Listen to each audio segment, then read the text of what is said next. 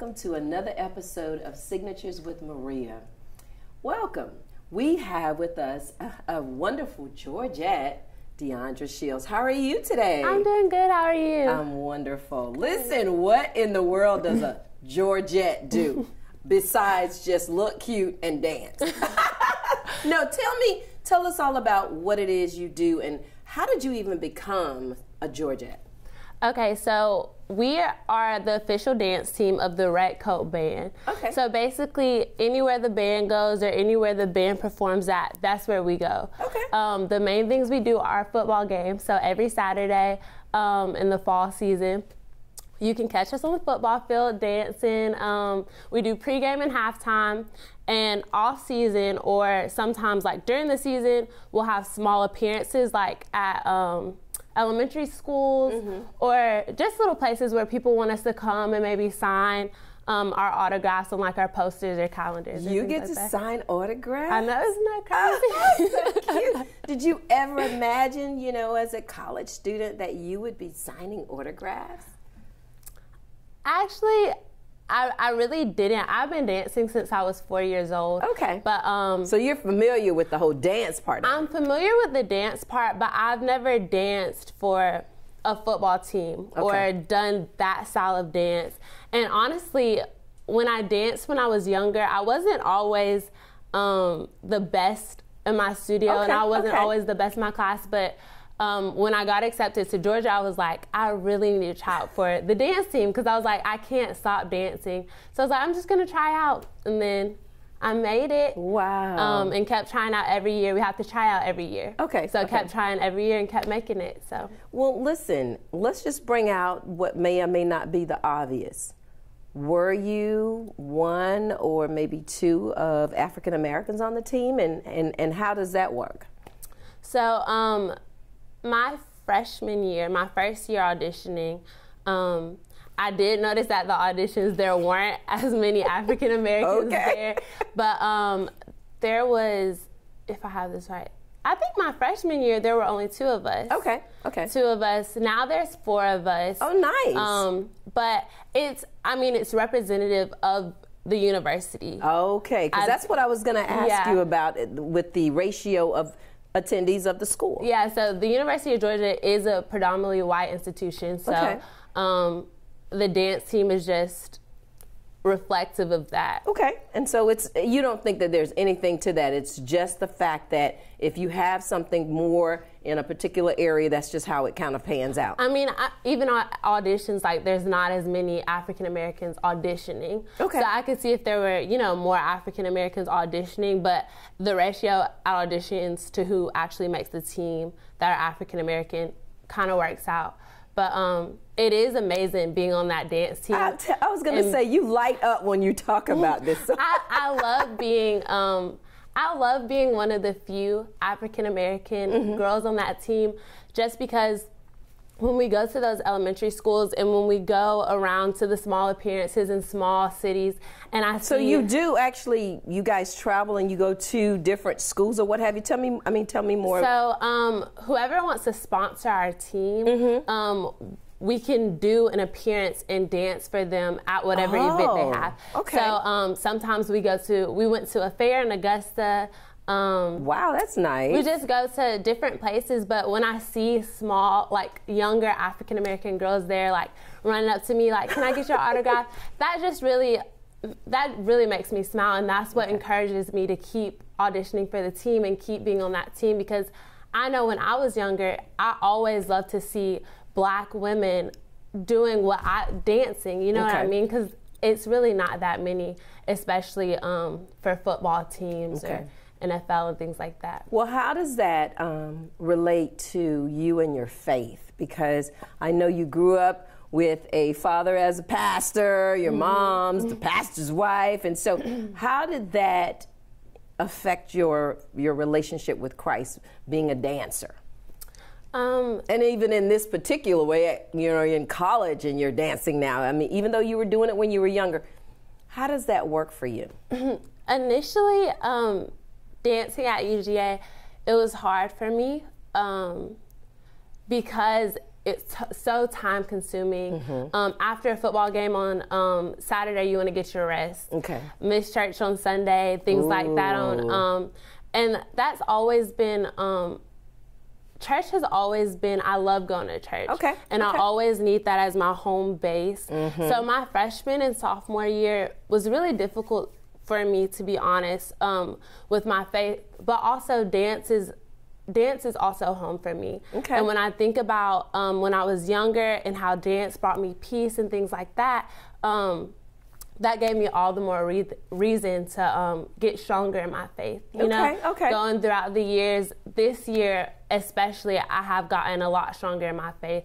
Just remembering, well, I've danced my whole life, and I've been a Christian my whole life, and just all the things that are home to me, and bringing that back home. So, well, let me ask you, so you used to dance in school or in church? I mean, where were you dancing when you were a kid? So how did that become a part of you? Yeah, I danced at Academy Dance Center. Okay.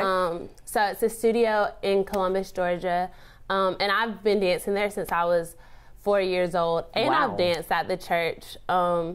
Really danced anywhere when I was So when you're in love with dancing, it's like any opportunity you get to dance, let's dance. Exactly. So it just made sense that God would bless you with an opportunity to become a Georgette.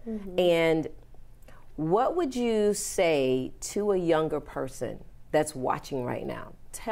Look at the camera and say to any young female who may be aspiring to look at you and say, oh, she's my color and she's pretty, and I wonder if I could do that. What would you say? Just look at the camera and talk to them. What I think is the most important thing I can say to anyone is just don't ever give up, and don't ever let anyone make you feel like you can't do something. Because I know there was a lot of people that might have thought, Deandre's not going to make the team. I really didn't tell. Me and my mom, we went together to audition, and I didn't really tell anyone because I was nervous if I didn't make the team, like, I would prove everyone right. Like, even though no one said that out loud, you kind of have a feeling of, you kind of feel like people aren't rooting for me, things like that. Don't ever let anyone make you feel like that. Don't ever let yourself make you feel like that. You can do all things through Christ who gives you strength. So just work hard, keep working hard, and don't ever give up, because you can really do anything. I think the scripture that you just quoted really sums it up. And your mom sent me a picture. Somebody had taken a picture of you, huh? Yeah. So you never know where you'll end up when you actually just leap out on faith, hone in on the things that you've always believed, exercise your gifts, and that's what you've been doing pretty much all your life. And how old are you now? I'm 20. Oh, wow. Yeah. So by the time you're 20 and God opens the door, now you can actually bless some other people, maybe some of the Georgette team members, with what you believe about Christ, right? I mean, there's all kinds of opportunities. Yeah. So have you experienced any challenges that you'd like to talk about? Challenges? Any challenges at all? I've experienced a lot of challenges. A lot of challenges, okay. Well, talk about one and how you overcame it and how your faith helped you to do that. Okay.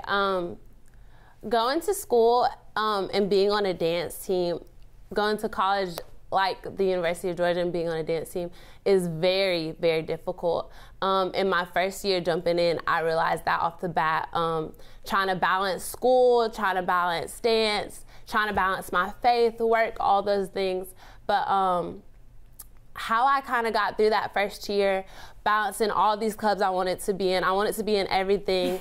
Like every young person when you first go to college, and you realize, wait a minute, I'm here for school. Exactly. But also, with that being said, my friends at school were very much so my anchors. Okay, and, that's great. I just feel like I got through that first year because I did value friendship so much. Okay. And I think it's so important when you get in school, it's so easy to get caught up in well, I have to go to practice. I have to study for this test. But you have people there and relationships there that you have to take care of as well.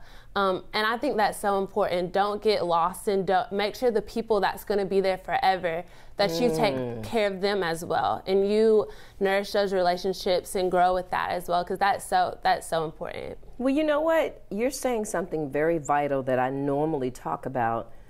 I say, in your life, you've got your job, you've got school in your particular instance, you've got your family relationships, you've got your friends, and you become holistically a manager of all those areas of your life. Yeah. And so I'm very proud that you were even thinking in that direction, that you don't let something fall to the wayside, but you become strategically manager over all of these areas of your life. And you have to make decisions when one thing will take priority over the other. Exactly. Is that what you found? Yes. Okay, exactly. And being able to balance those things, because friendships and relationships with family sometimes will be the one thing that'll get you through being a Georgette. Yeah. needing to say, hi, Mom, I'm sad today, or whatever the case may be. And then if you've managed that relationship correctly, then that person doesn't mind answering the phone. Right. And if you don't have those people to share things like that with, and to share those pictures with, and to share those moments with, then I don't really know. What's the purpose? What's the purpose? That's good. That's good. Okay, well, I'm excited that you came to visit us today. Thank you so much, Deandra. Deandra Shields, a Georgette, beautiful. Listen, if she can do it, anyone can. All right, well, thank you so much for coming out. Thank you.